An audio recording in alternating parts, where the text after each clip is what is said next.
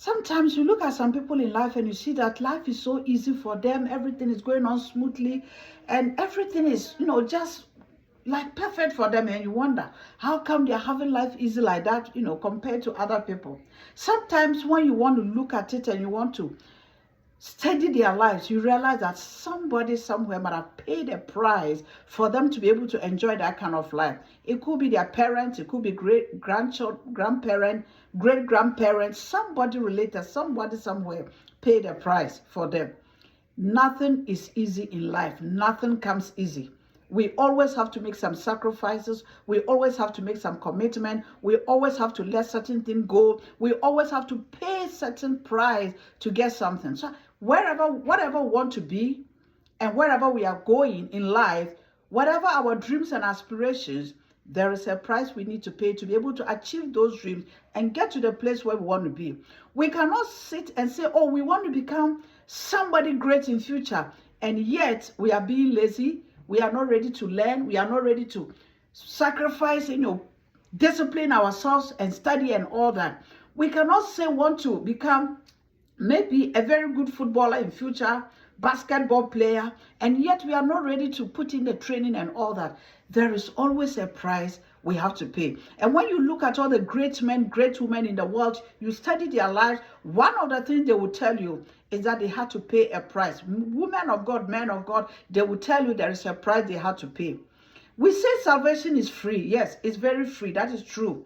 We get it free. We don't pay anything. We didn't even participate in the salvation process. All we do is to accept the invitation. It is truly free for us, the recipient. But I'm telling you, for the giver, it wasn't free. Because God had to sacrifice his one and only begotten son. So he paid a price for you and I to become born again, for you and I to be reconnected to him, for you and I to become Christian. So it wasn't free for him, but it's free for us. We receive it freely. And the same thing applies to us. Like I said, wherever we are going, whatever our dreams, our ambitions, our aspirations, there is a price to pay. And sometimes the price can be very high, depending on what we are dreaming of, depending on where we are heading to, depending on what we want to become in future. But there are times we need to even make more sacrifices. The price will go higher because here we are not just talking about paying a price for ourselves, but you want to pay a price for your children, so that one day your children will come and enjoy what you are doing right now. They will come and enjoy the benefit of whatever you are doing now. Sometimes your great-grandchildren, sometimes it's go to your third, fourth, fifth generation. You need to, pay a certain price. I remember I was praying once and somebody was calling me in the morning, and I texted the person around 1 a.m. and then I told the person I'm praying, I'll get back to him.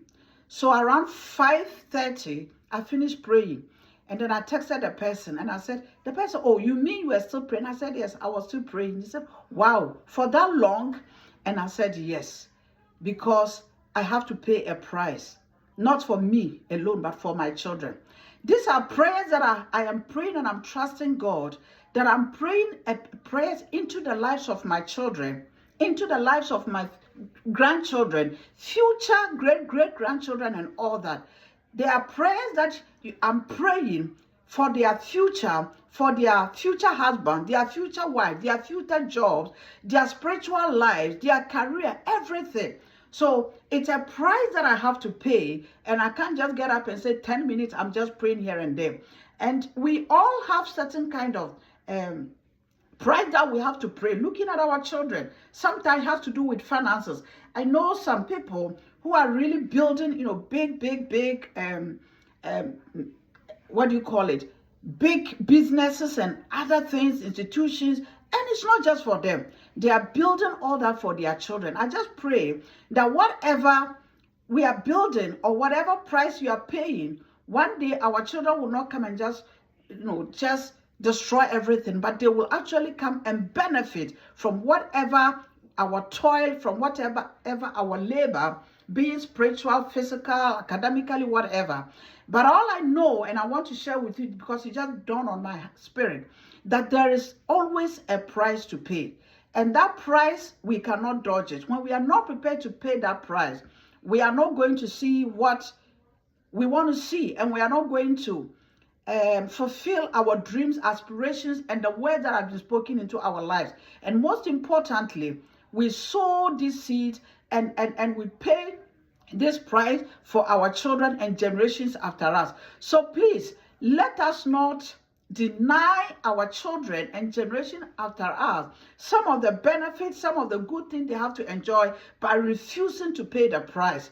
It is important that we know that whatever we are doing, they are coming to enjoy it. If it is good and if it's negative, they are also going to suffer for it. And I know that you don't want to do anything, leave any negative legacy where your children will suffer. But you want to leave a positive, a good legacy for your children, that they will come one day and walk in that and say that because my mother and my father did this for me, that is why I can pray. Because my parent did this for me, that is why I am covered. Because my parent paid this price, that is why I am doing this and this and this.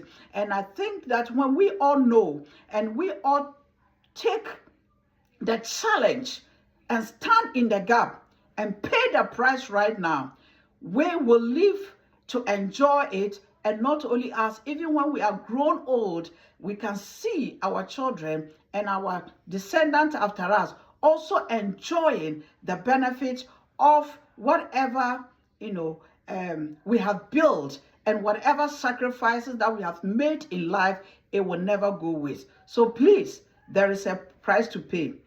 How willing are we to pay that price for ourselves and for generations after us? Their future